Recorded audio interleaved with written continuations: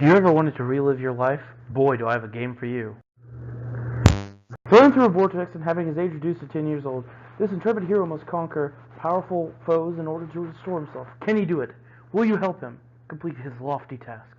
You will play as an elder druid thrown through time by dark wizards. As he's thrown, the player gets turned back into a child and now must make their way through the many levels, defeat many bosses, and return time to its rightful place in this 2D platforming puzzle solver. The player goes through the level using their druidic magic to make the environment change to benefit them. For example, they can make a sapling grow into a tree, make a bush sprout. They can make vines grow down so they could climb or swing across a gap.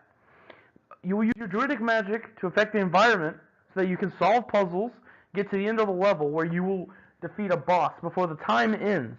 Then you will relearn more magic to allow you to defeat the dark wizards.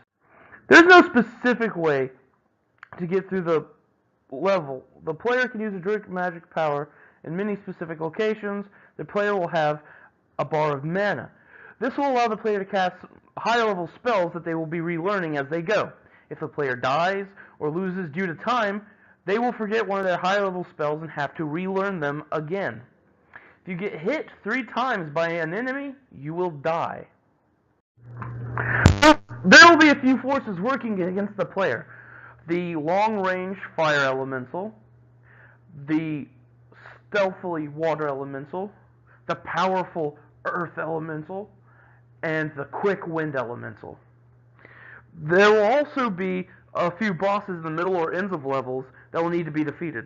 The dark wizards will form the last boss and will need specific spells to beat them that you'll learn through the level. The player will have many choices throughout the levels. For example, the players on the top level must move to the next area. The quickest path is blocked with trees. The player is equipped with a staff, druidic power, and an elemental blast that they relearn for getting past level 2. There are 2 enemies on the path below them, fire elemental and an earth elemental. They see that the vines and the trees can be grown out as well as the sapling by the boulder. The player can grow out the vines down to the 2nd level. This will block out the earth elemental as it is a natural boundary it cannot pass. But the fire elemental will burn through the vines and catch the tree on fire, clearing a path. This will let the fire elemental up to the top layer, where the player will have to fight it. The staff is ineffective to its energy body, so the elemental blast must be used. This is very effective on it. After a fight where both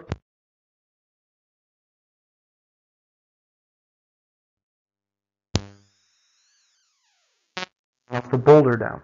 This will block out the fire elemental, but the rock elemental will be able to move through it.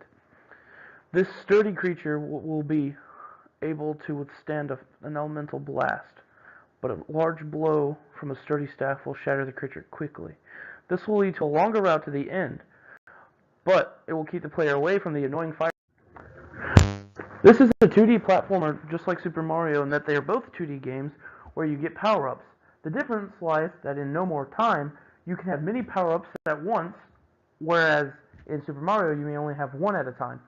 And when you die, you do not lose all your power-ups in No More Time. You lose one, randomly decided.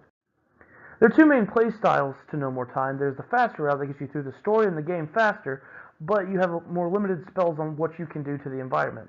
The explorative route will give you many more spells and abilities, but it'll take you longer to get through the game.